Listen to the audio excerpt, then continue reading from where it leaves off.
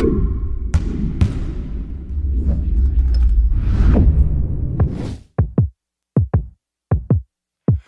is gospel for the fallen ones, locked away in permanent slumber, assembling their philosophies from pieces of broken memories. Oh, oh, oh, oh.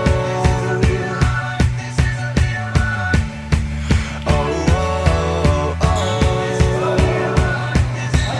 The national teeth and criminal tongues conspire against the Mes pirmą kėlinį prasilošėm, todėl kad leidom žaisti leidom žaidėjai, kurie mažiau patyrė. Mes tikėjomės laimėti.